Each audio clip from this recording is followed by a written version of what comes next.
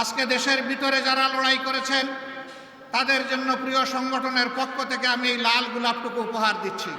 প্রবাসে থেকে যারা লড়াই করেছেন তাদের জন্য আরেকটি লাল গোলাপ উপহার দিচ্ছি।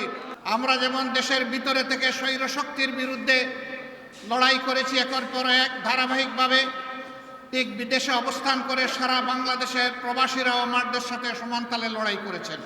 আজকে দেশের ভিতরে যারা লড়াই করেছেন তাদের জন্য প্রিয় সংগঠনের পক্ষ থেকে আমি এই লাল গোলাপটুকু উপহার দিচ্ছি। প্রবাসে থেকে যারা লড়াই করেছেন তাদের জন্য আরেকটি লাল গোলাপ উপহার দিচ্ছি। এই দুই গোলাপের সমন্বয়ে বাংলাদেশে আর স্বাধীনতার স্বাদ পাচ্ছে। সুতরাং স্বাধীনতার সকল যোদ্ধাদেরকে আমার পক্ষ থেকে সেলিউট। দেশের ভিতরে যুদ্ধ করে আমরা অনেকেই জীবন দিয়েছেন, অনেকে মৃত্যুবরণ করেছেন, অনেকে হাজার মামলা নিয়ে শত মামলা গলায় নিয়ে দফায় দফায় জেলে গিয়েছেন। আদালতের আঙ্গিনা বিরোধী দলের কর্মীদের দখলে ছিল। মঈন ফখরুদ্দিনের 2 বছর, পরবর্তী স্বৈর শাসনের আরো 15.5 বছর। এই 17.5 বছর জাতির জন্য শ্বাসরুদ্ধকর একটা পরিবেশ ছিল। মানুষ শান্তিতে বসবাস করতে পারেনি। দেশপ্রেমিক জনগণকে, দেশপ্রেমিক ভিন্ন বাহিনীকে এই সময় ধ্বংস করা হয়েছে।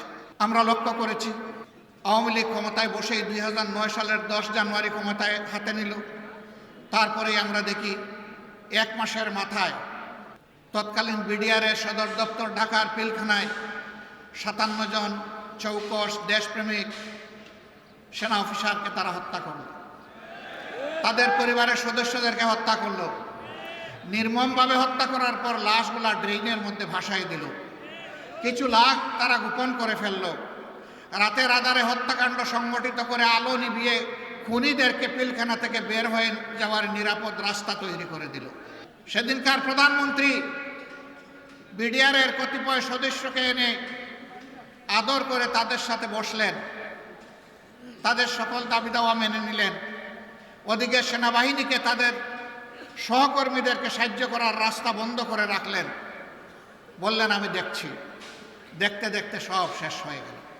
আমরা সরকারের কাছে দাবি জানাই, পুরা ঘটনার আদ্যপান্ত সুষ্ঠু নিরপেক্ষ তদন্ত অবশ্যই করতে হবে। কারণ এই দুর্ঘটনার মধ্য দিয়ে আমাদের দেশপ্রেমিক সেনাবাহিনীর মনোবলকে ধ্বংস করা হয়েছে, বিডিআরকে খতম করা হয়েছে। আগে বিডিআর ছিল সীমান্তের অতন্ত্র প্রহরী, তাদের লগতে ছিল বাংলাদেশের রাইফেল। এখন তাদেরকে বানানো হয়েছে সীমান্তের চৌকিদার, তাদেরকে অপমানিত করা হয়েছে। এরপরেই তারা পরের বছরে আঘাত দিয়েছে আরেক দেশপ্রেমের বাস্তব নমুনা। তিলে তিলে বাংলাদেশে যারা অন্যায়ের সাথে কখনো আপোষ করেনি, দেশের স্বার্থ নিয়ে কারোর সাথে মাথা নত করেনি, সেই বাংলাদেশ জামাতে ইসলামীর উপর ষড়যন্ত্র করে জামাতে ইসলামীর নেতৃবৃন্দকে হত্যা করা হয়েছে।